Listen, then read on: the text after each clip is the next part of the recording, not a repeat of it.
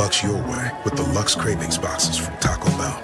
There's the classic $5 box, the indulgent $7 box, and a whole new obsession in the $9 box, the Flamin' Hot Grilled Cheese Burrito. Try the Lux Cravings boxes at Taco Bell today. As sports fans, we may cheer for different teams, but there's one thing that we can all agree on. We want the game to be big. And with 3 levels, 30 cabanas, a 143-foot screen, 6 clean pools, and endless cold drinks, it doesn't get any bigger or any better than Stadium Swim in Las Vegas. All sports, all seasons. It's more than a pool deck. Stadium Swim. It's the only thing like it in the world.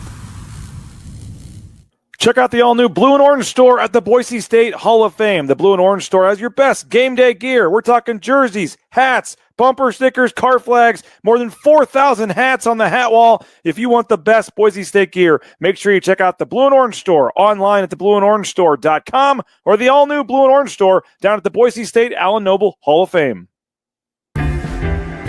Sunny days call for Sun Cruiser Vodka Iced Tea. Made with real iced tea and real vodka.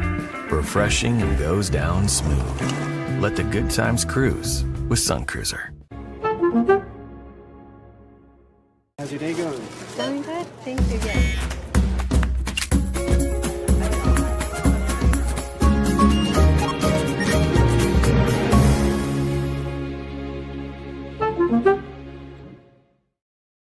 When I want Boise State to win, I trust Coach Rice to lead the Broncos to victory. And when I want the best painting and garage floor coating, I trust rowpaint.com to get that job done right.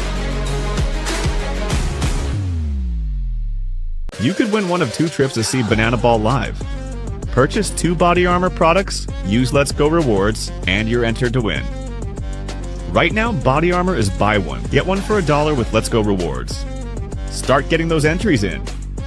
Let's go. Around here, toughness isn't talked about. It's lived. Matt Wagner with the one-handed catch down. Early mornings, late nights. Julian Bowen with 4. Work that doesn't make the highlight reel. Same mindset, different uniform. This is the blue-collar grit, earned, not given. Tough days don't stop us. They build us. McMillan shoots and scores. For the workers who don't back down, Ford doesn't either. Shannon fires. Lithia Ford of Boise, where Ford begins in Idaho.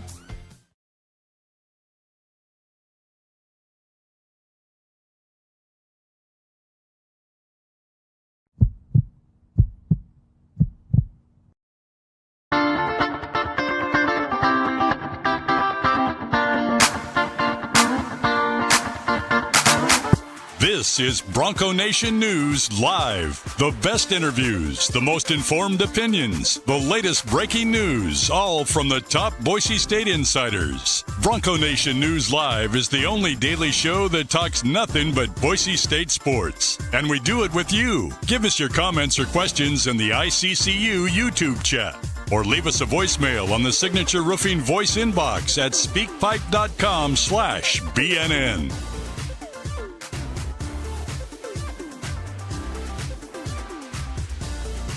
BNN broadcasts come from the Sun Cruiser Studios. Sunny days call for Sun Cruiser Vodka Iced Tea. Made with real iced tea and real vodka. It's refreshingly smooth and easy to drink. Crack open a Sun Cruiser and let the good times cruise.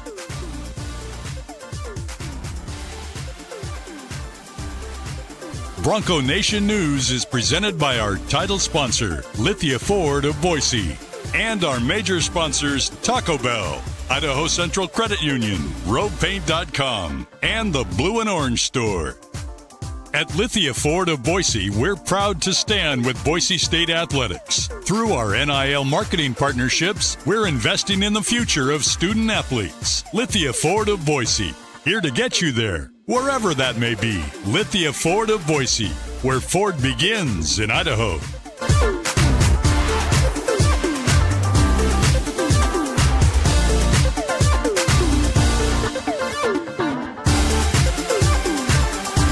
Broadcasting from the Sun Cruiser Studios, here's BJ Rains with another edition of Bronco Nation News Live.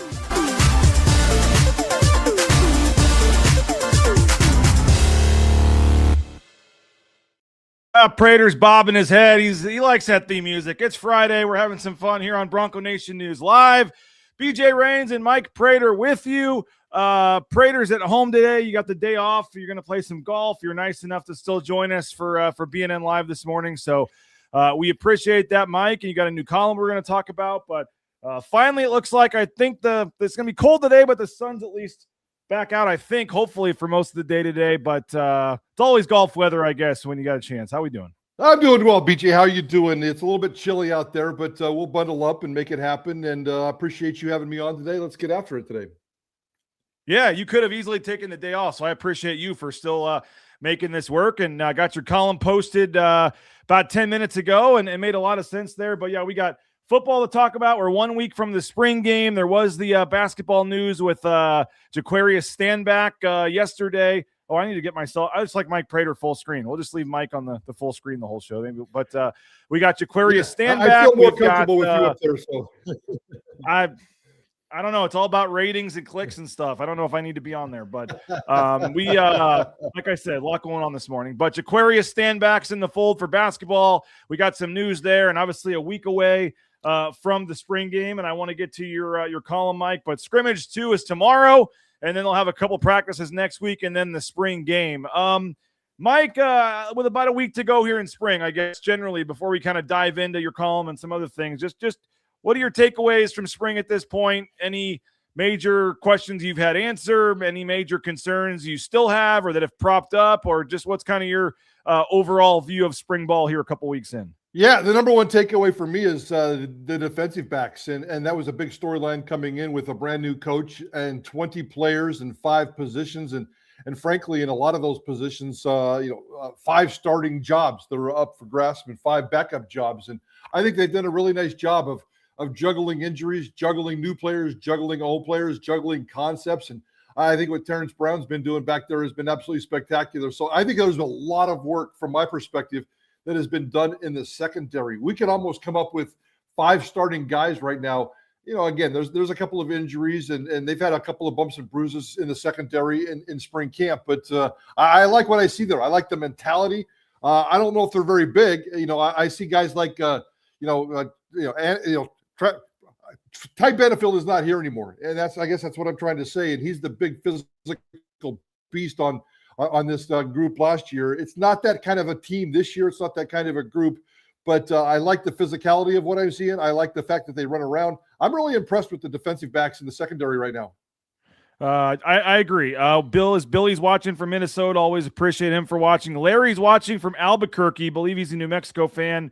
Appreciate you as well. And then, of course, Brian's out in Caldwell. Angela's in Meridian. So, yeah, we love everybody far and wide across the country. Appreciate you for watching. We do this each and every weekday at 9 a.m. talking sports. And I know everyone says, what are you going to do all offseason? Well, we find a way. We'll keep this thing going 9 a.m. all summer. We've got our countdown series. We'll start it at 100 if we have to fill content. But we'll have some various summer series and content and things. And yeah, for me, there's a lot of storylines, but I think the secondary is one of them, and then the wide receivers is another one for me as well. And I think we're going to talk to Alvis Whitted next week, Mike. All the hype on Jones, the local kid, and then obviously bringing in Akeem Wright and Morris as well from Southern. I know Ben Ford's kind of just been sitting around waiting to get healthy and get back out there, and you have your Cam Bates and Quentin Browns and Cash Williams. I said this the other day with Jay Prater. I mean, I get it. It's spring. That's what we do. We overreact. We make big, statements that prove to not be true. And when the offense is good, that means the defense is bad and vice versa. But the wide receiver position for me, Mike, is not, at least right now, as big of a worry as it was going into camp. 100% agree with that, especially in terms of the depth. I don't think there's going to be a star wide receiver. At least there isn't one right now. I know we do talk about, Rashawn Jones an awful lot, and he's going to be a star. Is he going to be a 17-year-old star right off the bat? I don't know. Seems like this committee is going to be like more of a committee, and that's probably how the coaches like it. The fans and the media like a superstar. We all want Khalil Shakir to show up and catch passes for Boise State again, but that's not going to happen. So I agree. I think they've done a nice job of building depth. I played around with my seating chart the other day, and I think there's about 6 dudes right now that could go out and be ready to go on September 5th against Oregon and make this wide receiver group very contributed. So I think they've done a nice job there as well in terms of building depth, and we'll see how it plays out. Of course, the wide receiver room is very well connected to the quarterback room, and we know how that is right now. So we'll see how that. Yes, we do. And I've really enjoyed watching Cash Herrera and some of the backup quarterbacks go at it there here during camp, because as we talked about, Mike, it certainly seems like the battle is for number 2, not for number 1 at this point. And you did write a column right now. It's up at BroncoNationNews.com. If you're a paid subscriber, you can read this. Good time to remind folks, 60% off right now with the 24/7 kind of spring portal, spring football special they have going on right now. 60% off. That's like $4 to $5 a month. One-time fee. Jump in right now, and you can read all of Mike Prater's columns. And there's nothing when it's like, I need a column, Mike. It's like, what? The easiest one is just Maddox Madsen. But I think some of the stuff you tackled here is certainly new and different. And it's a topic, Mike, that we've talked about for a long time around here. And I think this spring it's even greater than maybe it has been in previous springs and years. And you call it, when it comes to Madsen, the disconnect between Boise State coaches and fans is somewhat baffling. And basically the coaches are telling us one thing, our eyes are telling us something different, and folks pretty much know how the Oregon game's going to go and know how the season's going to go, and yet nothing's really going to change or happen about it is kind of what we're all looking at here. So let's not give it all away. We would love folks to pay the $5 and read the column at BroncoNationNews.com. But Maddox Madsen, once again, a hot topic all spring, summer, and all fall coming up. I'm sure going to miss Maddox Madsen when he leaves here, and I know a lot of fans aren't, and that's part of the disconnect. He's fun to write about. He's very polarizing.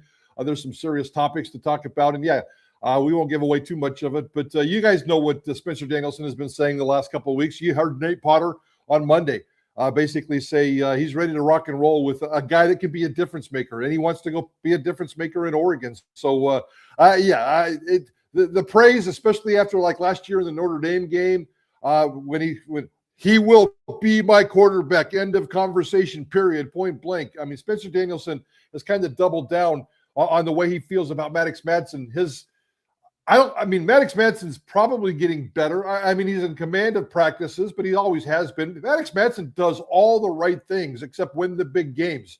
That's going to be the big topic until September 5 for sure. No doubt about it. And why do you think, and I know you dive into it in the column, but why do you think there is such a disconnect, I guess, for lack of a better term, as you have in your column, between what the coaches are saying and why the fans don't necessarily believe what they're saying or see what they're saying? Well, these are going to be strong words, and I mean, blind loyalty comes to mind for me. I mean, he's a great dude. Everybody wants him to succeed. He does all the right things. He's physically limited in terms of what he can do. And that's a big problem. I don't think he's got a great big arm. I mean, we can all see Cash Herrera, guys. Cash Herrera stands out. You know that. I know that. We've all talked about that at practice. He stands out. He's big. He's strong. He's physical. He's got a beautiful arm. And Maddox has got some of that, but he's not big, strong, and physical. And there are some limitations. The coaches love the guy. And the fact that they go out of their way to praise him, it kind of baffles me sometimes, because there really is a disconnect. I'm not going to put all my stock into every negative fan out there that's criticizing Maddox Madsen. And I'm not going to put all my stock into the coaches when they praise him and put him up on this really, really high pedestal and repeat it and double down on it and just go. So I think there's two extremes here when the reality is somewhere in the middle. And he's not a terrible quarterback, but he's just not a good quarterback, in my opinion. Yeah, I mean, I think that's a fair way to put it. And the thing is, this Oregon game, and you've talked about it, Mike, his record in big games, his performance in big games. I think that's why a lot of people see the Oregon game coming and have a pretty good idea of how it's going to go. Yeah, 100%. Now, maybe the doggy surprises us on September 5th. Maybe he's got, he's no Dante Moore, and Oregon's going to be a top 5 team. And if Boise State loses this game 37-17 or whatever, I mean, it's probably, I'll sit here right now and say it's probably not going to be a close game. I would imagine Oregon's going to win by double digits, and it won't be all Madsen's fault. I mean, You can't lose to Oregon like that and blame it all on one guy. So he can help win it. He can help keep it close. He can help do some really cool things, but we'll see how it plays out. And this team is going to develop. It's almost like every Spencer Danielson team kind of slowly starts and develops over the course of the season. We'll see how it plays out, but that Oregon game has got a lot of us very, very curious right now. Surf City Bill says coaches are doubling down on Madsen because they know they have no proven alternative.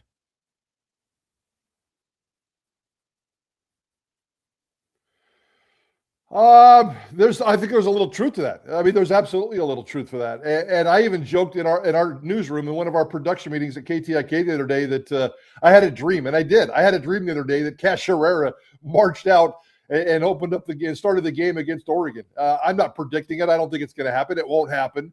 But it was just this crazy dream that I had.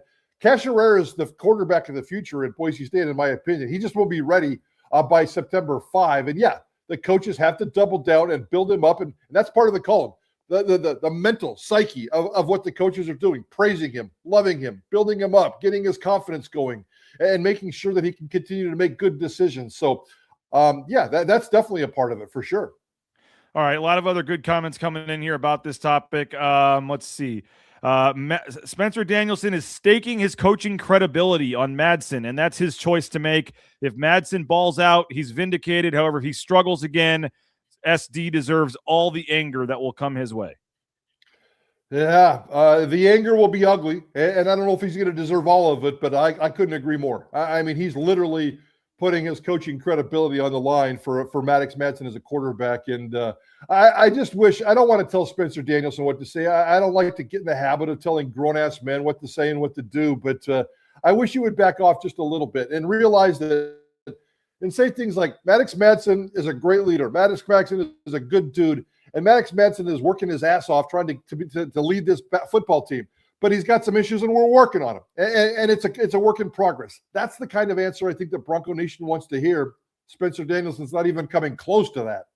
Do you think he 100%, 100,000% does believe what he is saying and believe in, or is it like one of the commenters said, they don't believe they have an option, so they've got to just do nothing but sell Madsen the best they can? I think I don't know about 100%, but I'll go 95%. And we asked him in one of the press conferences last year, football coaches self-scout everything. And I asked him point blank, do you self-scout your loyalty?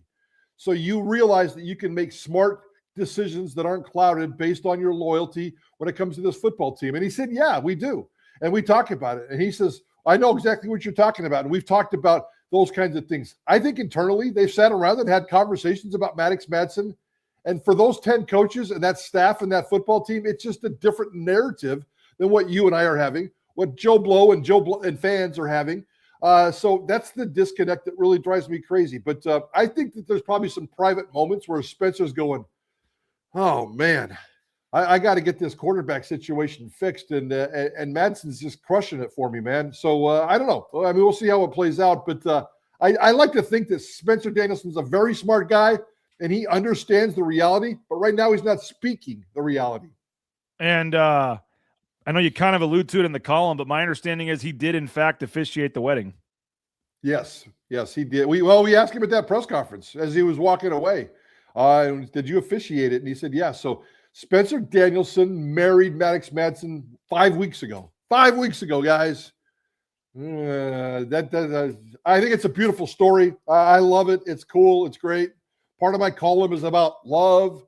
And I just think right now there's some blindsided love. Maybe that's part of maybe I should have written about relationships, because I know a few things about relationships and blindsided by love. And sometimes love can get in the way. And I think in this particular case, Spencer Danielson loves Maddox Madsen, and he should. As a person, as a quarterback, I think his decision-making is a little bit clouded. And like I said, I think you could literally write a Maddox Madsen column from a different angle every week for the offseason. Maybe I should task you with that goal. But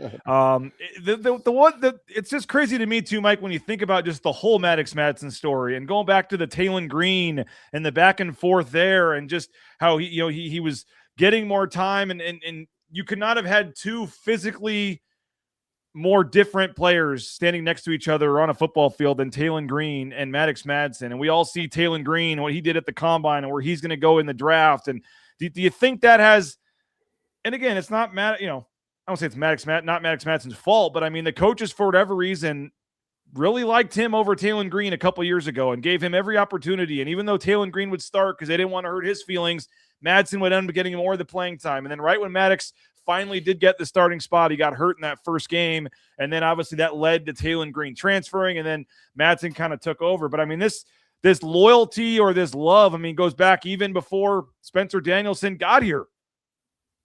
100%. And I'll never beat up Boise State coaches for the Taylon Green decision, although it's going to be really weird. Think about this. Next Saturday, and maybe a week from tonight, based on the love that Taylon Green's getting right now, next Saturday, Maddox Madsen is going to be leading this football team out on the field for a spring game, and Taylon Green will be on an NFL team somewhere. Probably drafted either Friday night late, because I think he could rise maybe to the third round, just based on the love of quarterbacks and his off season and what he did at the combine. They love him right now. I mean, he was on the Gruden quarterback show the other day, and everybody's falling in love with his athleticism. But as a football player, we all know that the liability that Taylon Green can be. But next Saturday, Taylon Green's going to be in the NFL. Maddox Madsen's going to be on the blue, and we're going to have these stories to share forever, BJ. Yeah, when you think about the whole Maddox Madsen story, like I said, and going back to that crazy year, like I said, where it was still Bush Hamden and Andy Avalos, the first year there with Taylon Green and all that. And so it is kind of interesting just how, I don't know, just like I said, going back to even that year when here's this little short, stocky, 5'10" white kid that's beating out Taylon Green to play. And then I don't know what, for whatever reason, he's just continued to stay the guy. And I do think there are a lot of intangibles that Maddox Madsen brings to the table. I mean, you watch a practice, his leadership, all those things, and you talk to some of these other players, Mike.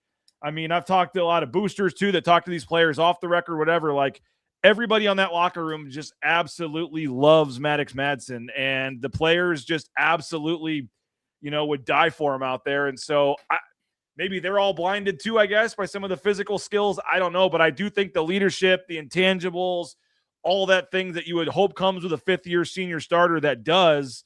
I mean, that's something that obviously the coaching staff is valuing in all this.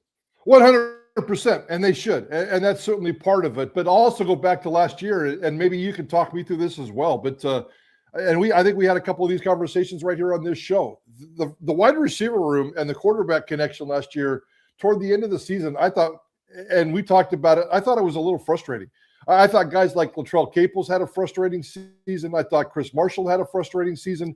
I thought a couple of other guys had frustrating seasons. And Matt Lauder had a frustrating season. And I think part of it was it never became personal. But there was just the production was never able to rise.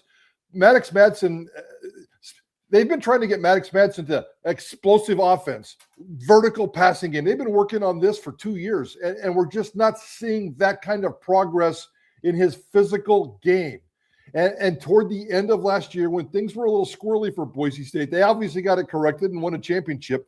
But I think that there was some frustration with the passing game and the coaches and the players and the quarterback and just the lack of production. And Maddox Madsen's always going to be the popular guy in the locker room because he's a great dude. He's a fantastic dude. He's a smart dude. He's mature. He's leader. He's funny. He's got a great smile, and he's a great kid. But when you get out in the battle of a football game and things aren't going well, there are frustrations. And I sensed that a lot last year with the wide receiver room. Now, speaking of wide receivers, Jordan says Madsen gets a lot of crap, but the wide receiver room lately has been perhaps the roughest it has been since the early 2000s. Need that improvement and change up. And so what kind of, I don't know if blame's the right word, but how do you factor in the wide receivers in all this? Yeah, I mean, I thought the wide receivers played their role in Maddox Madsen's stats last year, which were the worst he's ever been at Boise State. His passing percentage declined, his yards declined, his touchdowns declined, his interceptions grew, his yards per completion. I mean, all that stuff, all the key factors. And the wide receivers absolutely played a role in that. And if the wide receivers, if there's not a wide receiver one this year, we talked about it opening up the show. I like what the wide receivers are doing. I think there's 4, 5, maybe 6 guys that could play pretty good football right now. And I think that there's some stuff that can help bail out Maddox Madsen. So maybe there's more cohesiveness there. We'll never know until we see it on the field and how it plays out. But yeah, the coaches, I don't think are doing Maddox Madsen justice by some of the things they're saying. The wide receivers have certainly contributed to the decline of Maddox Madsen based on their production last year in terms of the frustrations coming from the wide receiver room. And then there's the Maddox Madsen limited physicality. So, yeah, there's a lot going on in this one. Now, somebody commented to my Twitter post of your column, so I can't, put the comment on the air here, but they said the disconnect is mostly because fans think Boise State is a quarterback away from being an elite team. Maddox Madsen has plenty to improve on, but so many fans see a sack and blame him, has nowhere to throw the ball and blame Madsen. Wide receivers don't get the 50-50 balls, always blame Madsen. Do you think Madsen at all gets is he the easy guy to criticize when some of the issues should go to play calling or other players on the team? Absolutely. But the wide receivers, like we just said, are a part of that as well. And they were a big part of that last year. So if the wide receiver room is going to be better this year, like we said at the top of this show, then I fully expect Maddox Madsen to be better, especially based on what the coaches are saying. Now, maybe I'm putting you on the spot here, and this is an unfair question, but we're talking about there being no debate at QB1. That's because the coaches have told us there's no debate at QB1. I mean, would there be, if this was your decision to make, would there be any kind of competition decision here for QB1, or is Maddox Madsen clear, for love him or hate him, just given where everyone else is on the depth chart and their time in college, things like that? Is that the way it is, or would you have Cash Herrera firmly in this competition? Well, yeah, I'd have Cash Herrera firmly in this competition, and I'm not ready to give up on Max Cutforth. And Max Cutforth has taken plenty of number 2 reps. Cash Herrera is taking plenty of number 2 reps. Heck, when I was at practice on Tuesday, Jackson Taylor was taking number 2 reps. After Maddox Madsen had a couple of really bad throws, went straight to the sideline and huddled up with Zach Hill, and all of a sudden Jackson Taylor's out there taking number 2 reps. So I think that they tried to mix and match a lot with the quarterback room, like they have this whole football team during spring camp. I've thought about that, BJ. I've thought about that a lot, and I've got an answer for that. Maddox Madsen is clearly the quarterback for Oregon. You can't start anybody else. I'm not going to start a true freshman. I don't care how good he might be. Maddox Madsen has proven to me that he's better than Max Cutforth, although Max Cutforth has done what he's had to do to give us a nice little security blanket. I think Maddox Madsen is the right guy to start at Oregon. I think the Oregon game is going to be a disaster. I think they're going to beat Memphis and all of a sudden slowly climb their way back in. But I'm going to keep a really close eye on the quarterback competition from about maybe the halfway point of the season to the end of the season, whether it's physical, whether it's injuries, whether it's mistakes, whether it's decision-making, whether this offense is just stagnant. There's going to be some serious competitions. I've already got a couple of columns brewing for mid-season, BJ. Yeah, BSU Bill says, I'm telling you, we start 0-2, and then Herrera week 3 has to be a thing. At that point, there's 0 point to invest in Madsen further. You mentioned no debate on game 1, but if game 1 goes the way we expect it to go, Mike, then your post-game show, my post-game show, all the next week, all the talk is going to be got to bench Madsen, but we're already going in knowing it's not going to go well. So, but we know those comments will then be coming. Do you see it as a week? Is it going to be a controversy competition type thing, like you said, throughout the season here? Yeah, the fans will make it that way. I'll probably make it that way. The media will probably jump on that a little bit. Sure. Yeah, I'm not going to sit here and tell you I wouldn't, but he had 4 interceptions against Notre Dame. If he has that kind of performance against Oregon again, now, outside of that 0-for-9 stretch in the second half against Oregon in the game a couple years ago, Maddox Madsen, especially in that first half, wasn't terrible. He could go into Oregon and be decent. He could go into Oregon and Boise State could lose, and they could lose not because of Maddox Madsen. They could lose for some other reason. So let's not pin it all on Maddox Madsen. I don't want to, I wrote a column today beating him up a little bit, but I don't want to completely crush this kid, and nor do I think he should be. I still think he's a good quarterback. He's not an elite quarterback. And Boise State, even though they can't put quarterbacks in the NFL, has always had a high standard for quarterbacks. And the fans know that. The fans deserve that. And the fans expect that. And they're just not getting that right now. So Yeah, there's going to be loud fan noise around Maddox Madsen even before the Oregon game starts. And if it goes bad like we think, it's going to get louder and louder and louder. But I think my column today proves that this coaching staff has no interest whatsoever in creating any kind of controversy and things unless things get really, really, really extreme. How much stock do you put into year 2 with his offensive coordinator, Nate Prater, year 2 with his quarterbacks coach, co-offensive coordinator, Zach Hill? You could say what you want about Nate Prater and as OC and play caller and all that, but just there's been a lot of movement and rotation with Maddox Madsen, with his QB coach and his OC the last couple of years. To have both those guys back in place, how much stock, if you're an optimist looking for improvement here, would you put in that? Well, Zach Hill, and I think I'm right. I don't know. I mean, you tell me what you think. I love Zach Hill, and I think Zach Hill can be a difference maker. And I think Zach Hill is really, really smart. And he's got a track record with quarterbacks, guys, and he can get the job done. I expect Zach Hill to do some nice things with Maddox Madsen. Now, it's all intertwined and all connected. And, here I go again. But, Nate Prater, I kind of put Nate Prater in the Maddox Madsen category. Great dude, great guy, great Bronco, checks all the variables. But we didn't talk about Nate Prater contributing to the Maddox Madsen mess last year. As a first-year offensive coordinator and play caller, he made mistakes. He put Maddox Madsen in bad positions. We chronicled a lot of the growth of Nate Prater. Will Nate Prater be better in year 2? I hope so. You would expect it. And I know that Zach Hill's got this fancy co-coordinator title. And so I expect some of his philosophy to rub off on Nate. I expect Nate to grow. I expect Maddox Madsen to grow. I expect this offense to grow. And if they come out and score 7 points against a really good Oregon team at halftime on September 5th, this conversation will continue. Now, one thing I've noticed, Mike, when we've been out there at practice, they have all of these assistant coaches now, like assistant position coaches and things like that. So because now you can have this unlimited number of staff members out there coaching.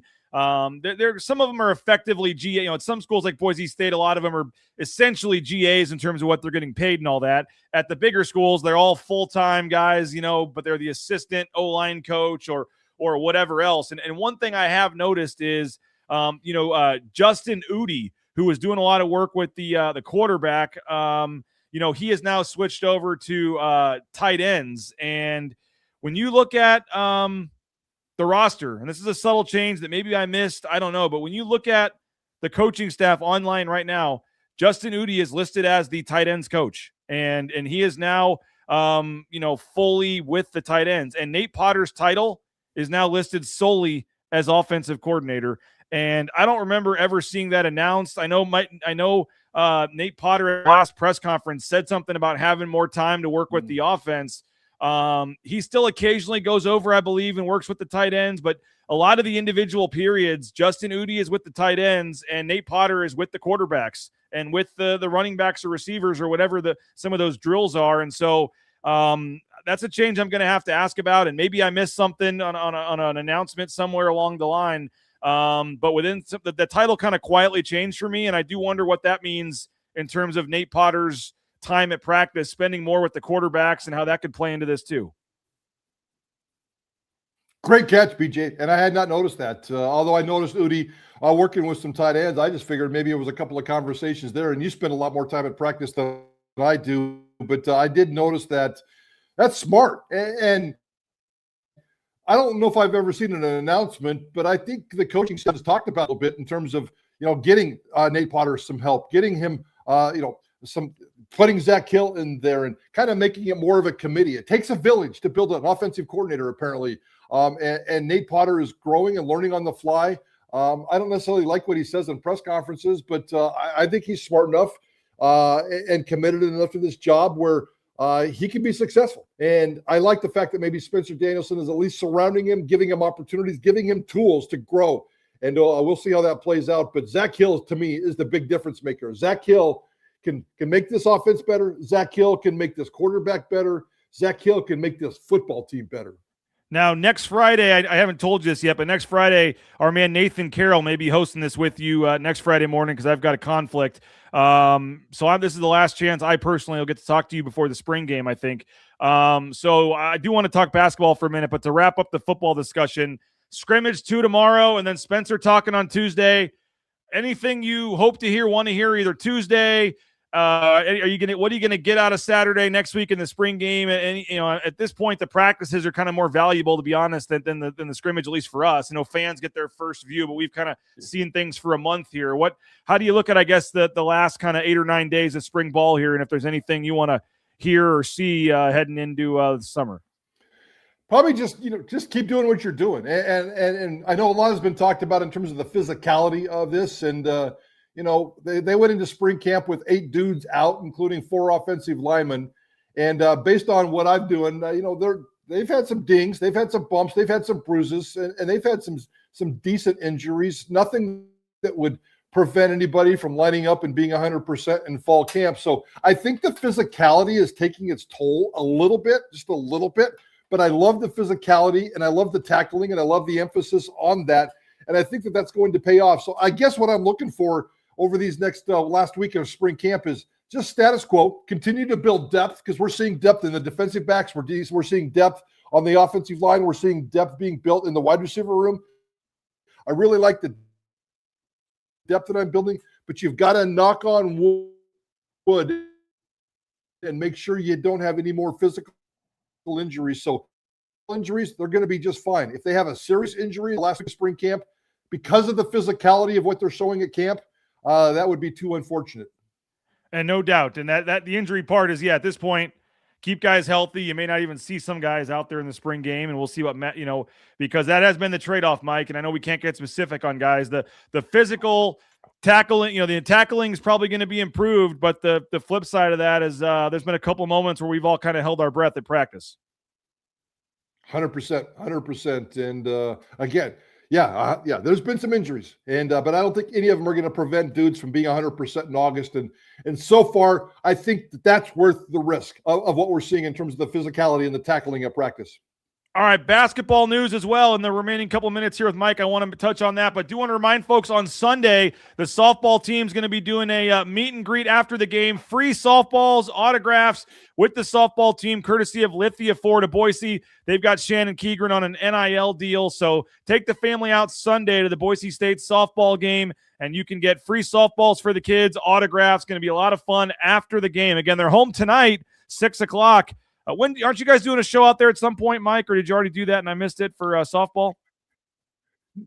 No, we'll be out there on May 1st, Friday, May 1st. We'll be out there doing our show live from right field.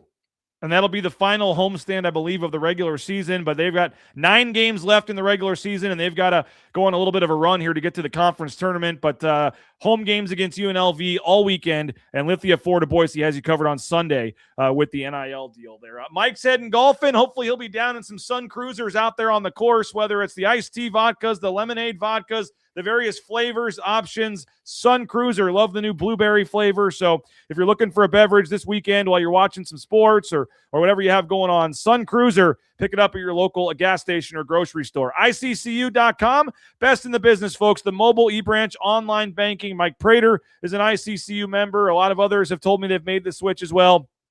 I know you like your banking experience, but you don't realize what you're missing until you make the switch. Idaho Central Credit Union, online at ICCU.com. Hey, Banana Ball's coming, and if you want to go and didn't win the lottery, you got 2 chances thanks to our friends at Jackson's. Whether it's in Eugene, whether it's in Boise, buy 2 Body Armor products. You get the second one for $1, by the way, and you're entered with your Let's Go Rewards phone number. You type it in there, and you're entered to win 2 trips to see Banana Ball, courtesy of Jackson's. So get your Body Armor products at Jackson's. Type in that Let's Go Rewards phone number, and you could be taking the family to see Banana Ball. Had fun yesterday, Mike. You know how Johnny gets crazy ideas. We were doing the show in the parking lot yesterday in my truck because it was cold.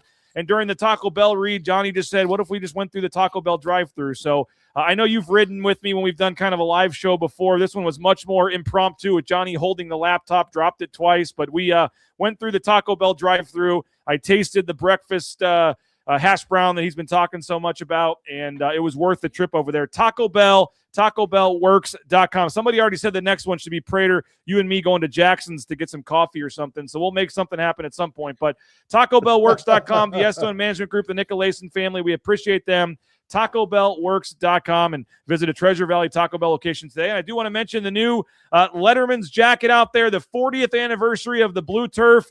If you're a Boise State fan, this is a must-have, this new jacket commemorating the 40 years of the Blue Turf, and you can get that at theblueandorangestore.com. You can go online, theblueandorangestore.com, the various locations as well, but you can own a limited piece of Blue Turf history. This is the 40th anniversary, and I know Prater, they have a lot of things planned for the 40th anniversary of the Blue Turf this fall, and maybe some 40th anniversary team and all that kind of stuff, but a pretty cool jacket here. Okay, I do want to make one kind of cool announcement, Mike. A lot of people were wondering with the move to the Pac-12, we actually had a lot of success with the show. I hired Tom Moser. He was kind of an independent podcaster covering the Mountain West, and I thought that he was really knowledgeable on the league, and I wanted to kind of maybe expand coverage at some point to the league as a whole and not just Boise State. And kind of the first step was creating a new YouTube channel. We called it Another Night in the Mountain West, and Tom would go live he lives in outside of Philly, at 2 a.m. on the East Coast after some of these games would end at midnight and talking Mountain West basketball. But we actually had really good success. We had a lot of the coaches on, a lot of the players on, and a lot of the coaches on the show were pleading with Tom, don't go to the Pac-12, stay with us in the Mountain West. We appreciate the coverage, and we were trying to figure out what we're going to do. And we have decided to continue this, Mike, and we're going to call it Another Night Out West. We're going to include Pac-12, Mountain West, and maybe even some WCC. St. Mary's will be involved in this, some of the popular programs. Now, we're not going to give Air Force the same amount of attention we give New Mexico. We're going to talk about the prominent programs in these conferences, but we have agreed, and Tom is going to stay on, and we're going to call it Another Night Out West. Nice little new logo there, and this is going to start Sundays at 8. We're going to have some off-season basketball coverage Sundays at 8. It'll be on the other podcast channel. It'll also air on this one. More details to come, but join us Sunday at 8 p.m. Mountain Time, the first installment, Another Night Out West, kind of catch everybody up in the transfer portal the last couple weeks, the coaching movement, what's been happening on the basketball side in the Pac-12, in the Mountain West, and like I said, we'll even touch on the WCC a little bit as well. Might even talk, Big Ten, if it's UCLA or USC or whatever the fan bases are in the chat, whatever they want Tom to talk about. And again, we'll be getting players, coaches on throughout the summer. And we're going to be talking about Mountain West Pac-12 basketball, Another Night Out West, presented by our friends at Circus Sports. First episode will be Sunday at 8 p.m., and I just wanted to throw that plug in there. Hopefully, folks will make plans Sundays at 8 here all spring and summer. And, again, once we get through the portal and stuff, we're hoping to get maybe a coach on every week and have some basketball coverage, because I know some people are more football, but there is, Mike, some diehard basketball fans out there, and we found out that there's been pretty good interest in the show, and my hope is to find somebody, maybe you know somebody, but my hope is to find somebody like Tom on the football side. I would love to have a similar football show and coverage for the Pac-12 and the Mountain West, and I just got to find the right person, because I kind of caught lightning in a bottle with Tom, and if I can find a football person, I would love to also have football coverage on the channel before the season starts next year as well, so we'll work on that. But Boise State basketball, 2 players in the fold.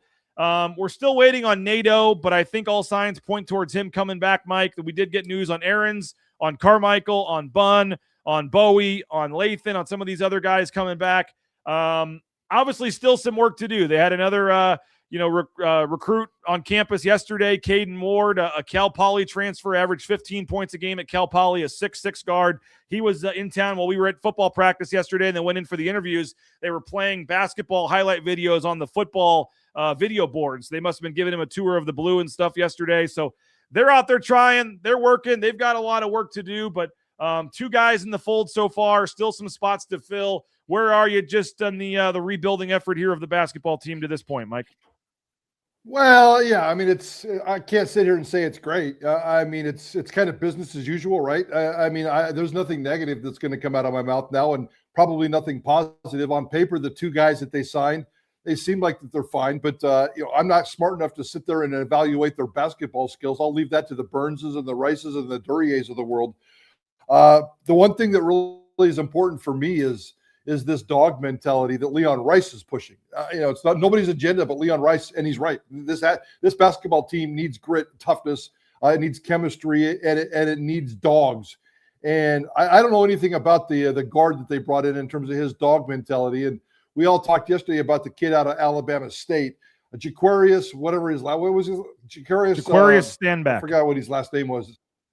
Standback, that's right. And I went and looked at his film. He's fine. I mean, he's a 3-year guy, and he's not going to be a great difference maker in year 1. But I think if he stays here at 3 years, I think he could be a hell of a difference maker. And I like the fact that he's the defensive player of the year. I don't care if it's junior high. I don't care if it's grade school. I don't care if it's the NBA. If you're the defensive player of the year, you've got some dog in you, because that's what it takes. And so I really love that. A lot was made yesterday about him being this great rim protector, and certainly 2 block shots a game is better than what Boise State has now. So that's an improvement. But I'd still like to see a little bit more. Boise State itself listed this kid as a forward. Is there going to be a big man? Are we still going to get, the 7-footer out of Australia? Are we still going to get a big guy, a giant guy that can come in and play basketball? You don't need a center per se anymore, but I still think you need a big guy. And those are hard to get. Those are hard to pay for. Those are hard to find. And I'm very curious if they can get there. And they've probably, 4 or 5 more spots to fill, depending on who's coming back and who's not. So at the bottom end of the bench, I think it's been fine. I know people are freaking out about the timing, but there's plenty of time to take care of this roster. There's plenty of time to take care of business. Guys like Drew Fielder haven't made their decision, and there are thousands of kids out there that haven't made their decision. And Leon just needs to find the right 2 or 3 or 4 of them. So I'm looking for a big guy, and I'm looking for more dogs. And I think Leon Rice and his staff are on track so far. Yeah, I'm not sure he comes in. He's the Pac-12 Player of the Year next year, but I do think he provides some things that they haven't had on this roster in a long time, Mike. And so I think he's going to play and be a factor. Whether what that means, is he the 7th man, is he the 8th man? I don't know, but I think he's coming in and going to be a factor. I'll just say that, some sort of factor. How big, we'll find out. But a couple stats for you, Mike. Let's see here: 8 points. 5 rebounds, at least 8 points, 5 rebounds, 1 steal, and 2 blocks per game. They had this in the release yesterday, so you probably saw it. But players in the country the entire country, 365 Division I teams or whatever it was, to average 8 points, 5 rebounds, 2 blocks, and 1 steal. There were 6 in the entire country, and Jaquarius Standback was one of the 6, because you mentioned the 2 blocks a game. He also averaged more than a steal a game as well. And, yeah, he's not your Mladen Armouche, big guy in the middle that's just going to stand there and swat shots. A lot of his blocks were coming from behind, from the side. He's like a 3-4 type guy. Yeah, he's not a center. He's a forward, but that's still – they still need that too. Like, he's going to maybe be the backup to Aarons or get some time there. But certainly from an athletic standpoint, there was one clip that maybe you saw in the highlight where there was a team coming down for an alley-oop dunk, and he came from the side and blocked the dude on the alley-oop. I mean, it was a block we didn't see in Extra Mile Arena all of last year, I'll tell you that. And so he's not the big 300-pound guy, whatever, in the middle. It's just going to stand there and protect the paint. He does it a different way, but he's got some serious ups and serious, I think, 7'3" wingspan or something like that. And his block total, Mike Prater, was 5. He had 5 less blocks than the entire Boise State team had last year. So, yeah, he does it a different way than your traditional quote-unquote shot blocker, but he can come from the other side. He can do things. And like I said, the steals, too, getting in passing lanes. I think he's a type of athlete that, again, what does it translate to in the Pac-12? We'll see. But they haven't had a lot of athletes like that here in a while. I love the wingspan. I love the arms. And I love a guy that's 6'9" or whatever he is that can just swat like he's a 7-footer. And that's exactly what I saw in the highlight films yesterday. So to me, and I know this is kind of weird and kind of creepy, but he's got great arms, man. And that was one of my favorite things about the guy in terms of how he uses it. Every steal you just talked about has everything to do with his wingspan. Every block shot you just talked about has everything to do with his wingspan. And that guy can cover a lot of territory. And you're right, we haven't seen that at Boise State. So I love the fact that he's got the arms. I love the fact that he's got 3 years. I'm just not ready to quite, he's going to need some development. He's going to need some big man work and maybe even put on just a little bit of weight and toughness.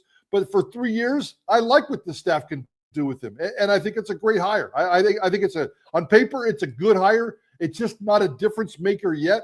But I think that there's plenty of room to grow, and I can't wait to see this guy grow. I love his arms. He's got sexy arms, BJ. And I will say, Mike, when you talk about like what defines a dog or what defines what Leon Rice wants in a dog, when you're the conference defensive player of the year, I would think a guy that's willing to play some defense might fall into that dog category. 100%. I mean, that's what I just said. I mean, I love the fact that I don't care at what grade level you're playing at. If you're a defensive player of the year, you're a dog. And that's a mentality. And that's what was missing on this team last year. And I love the fact that Leon Rice went out and got that dude. Well, they've got a lot of work still, as you said, still 3, 4, 5 spots. I don't know if they'll use all 5 spots. I would guess 2 or 3 maybe, but they've got more spots to fill, more guys to add. And I do think part of this, Mike, fans may not want to hear it, but like a lot of it's going to come down this next season, I think, to the improvements of Spencer Aarons and the improvement of A.G. Nato and the improvement of Pearson Carmichael. And you can say if they don't improve much, which they didn't at times last season, then you may kind of expect it to be another, so-so whatever season. But they can bring in all these guys they want. But if Spencer Aarons can turn into a 25-minute-a-game guy and give you 13, 14 points a game, which we saw it in flashes, that changes things here. I mean, Julian Bowie, what kind of impact can he make? Is he going to ride the bench, or is he going to come in and make 2 threes a game? Like they can go at all these guys, but would you have liked to have had Meadow? Would you have liked to have Fielder and build around them? Yes, but I do think a large way of how this season's going to go is how much improvement you get from the guys that did decide to come back. 100%. I thoroughly agree with that, BJ. I thoroughly agree with that. This basketball team, this basketball roster as it sits right now, even if you have a starting 5 and you kind of can see the beginning of that rotation of that starting 5, it's not impressive. It's not impressive. So there is work to be done, and there is a lot of development to be done, and there are some holes to be filled, but this roster does not strike the fear of anybody in the Pac-12. So it's early, and Leon Rice always builds and always grows, and I have faith in Leon Rice to actually build. I'm not sure if I have faith in this basketball program to go off and be a difference maker in the Pac-12, but I think they're heading in the right direction. And early on in this offseason, I like some of the things that Leon Rice is doing. So I'm encouraged by what I'm seeing this offseason. I know we're short on time, but were you surprised when you saw Andrew Meadow going to Oregon? Yes, I was. I don't think Andrew Meadow does not strike me as a Big Ten basketball player. I'll just leave it at that. And I'll just throw out this there, Mike. Little birdie told me the schedule's getting worked on for next season, and maybe Andrew Meadow might get to see some of his old teammates again next year. Let's just say that. Maybe I do like the fact that he ended up at Oregon. Then we always like that. So make that happen. Thrown out, you never know. You hear a game, it never happens. Whatever. But I did hear Oregon as a possible maybe road game for Boise State next season, next December. I don't know. We'll see if that happens or comes through. I know they're trying to put the. I don't know what you do next year, Mike. Do you just load the schedule up with easy wins, or do you? I mean, based on last year and some of the games they lost, the way they put the schedule together, and that's a topic for another day because we're out of time. But that's. I'll be very curious how Mike Burns and them decide to put the schedule together. Do they go tough again and then use that? He played a really tough schedule, or do they maybe try to get bounce back after a tough year with an easier schedule? I'll be curious to see which way they go. Yeah, and with a lot of development on this roster, they're probably going to try to ease into it a little bit. But with 16 non-conference games based on the schedule next year, you got to find a couple of tough games, man. You got to find a tournament where you can play a North Carolina State and a USC. Those games help. There's no doubt about that. You got to find at least one non-conference game, a tough game like at Oregon.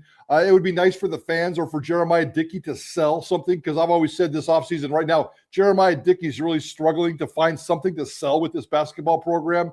If you could find a Clemson on a Sunday morning on CBS, that would be kind of fun. I don't know if that's going to happen, but yeah, I would imagine with 16 non-conference games, and I'll say this now, and you can hold me accountable because I've always beat up Boise State's basketball schedule.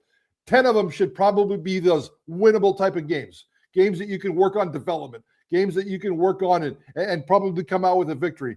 But then give me 3, 4, 5 pretty tough games to build this team, to build the toughness, and to bring out that dog mentality that Leon's looking for. So they'll find the right combination, and it's going to be interesting, though, because it'll be one of the most difficult schedules that Boise State's ever had to put together. Yeah, no doubt when you throw Gonzaga in there and stuff. Speaking of schedules, Mike, on the way out, I heard you say it yesterday, but if that new rule goes through on the football side with week 0 getting added in as now a regular week, it's going to give every team the opportunity to have 2 byes, which I just think makes too much sense. Give everybody an extra bye, spread the college football season out for a week, more weekends, kind of like the NFL. You add a week for another bye or another game, and it's just more football for everybody. Even though they're not increasing the games, per team, it's another weekend of football. Week 0 could become a full slate of games. And because Boise State is still needing a game for next year and they need an FCS game for next year, I think you could now have your opportunity to start at home with a winnable game in 2027 with maybe Cash Herrera at quarterback. But that all of a sudden is a really nice option to get that last game scheduled in front of that App State road trip next year. Yeah, I agree with that. And what the details look like, I'm not sure. You just pointed it out perfectly. But in 2027, guys, based on the new rules that are evolving in college football, from here on out in 2027, Boise State football will probably start every season, either at home or away, on the weekend before Labor Day. That'll be a major shift for a lot of Boise State fans. Hey, Mike, appreciate him. Hit him straight today. Thanks for making this still work. We'll let you get to the course, and I'll keep this thing rolling for a little bit, but appreciate it. I'll be joining the guys today, 4:15, and then we'll get ready for the spring game next week. So appreciate you, and we'll talk to you next week. Thanks, BJ. Have a great weekend, everybody.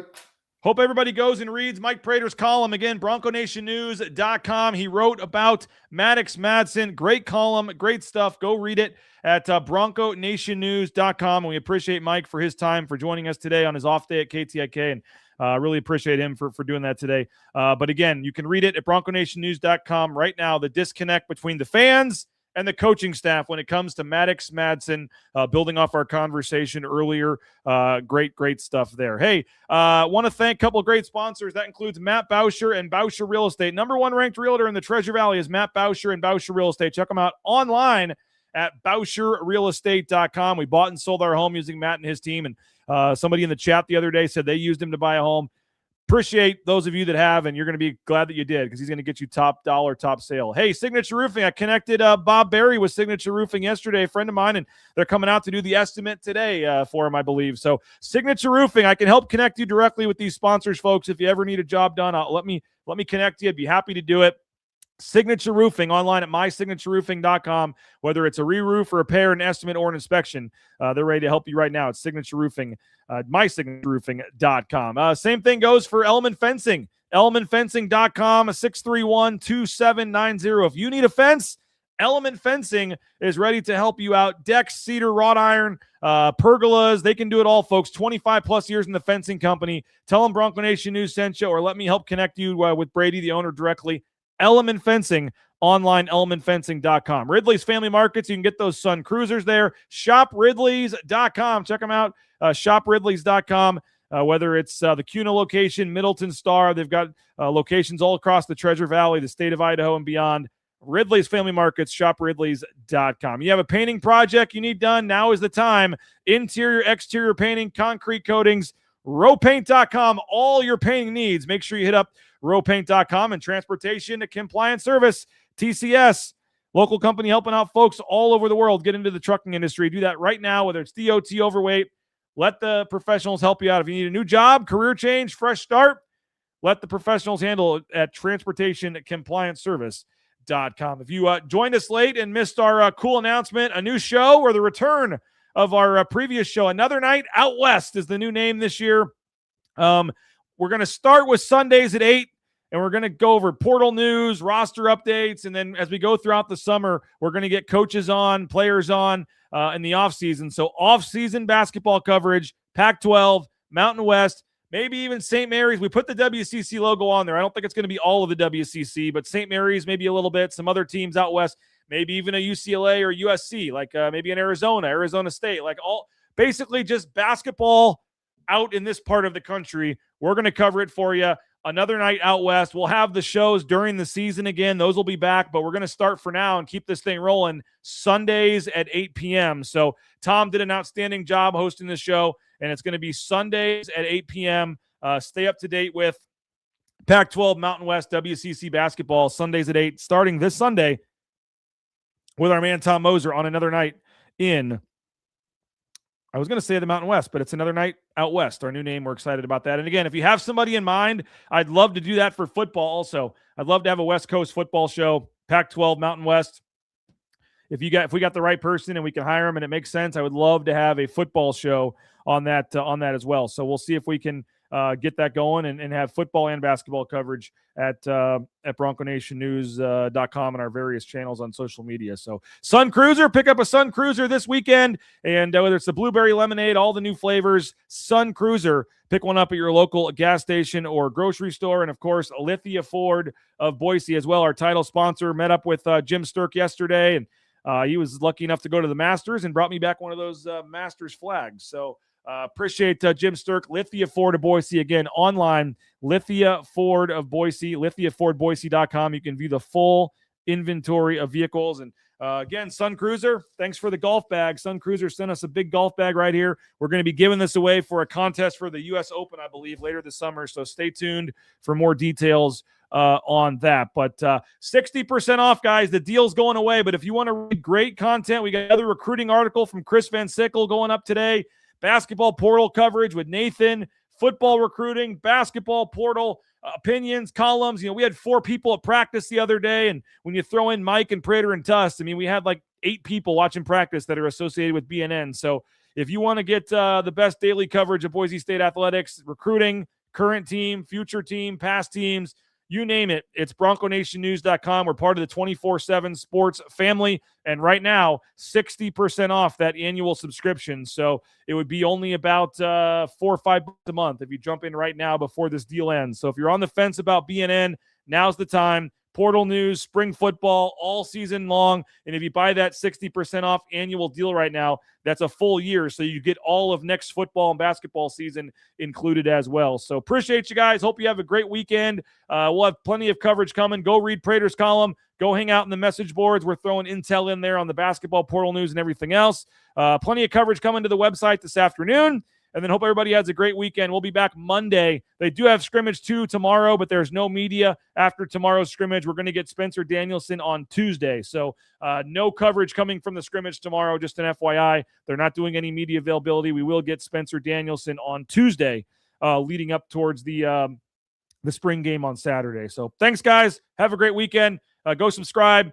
Give us a like. Give us a subscription here on YouTube on your way out the door. And we'll talk to you guys later. Bronco Nation News live from the Sun Cruiser Studios, presented by our title sponsor, Lithia Ford of Boise.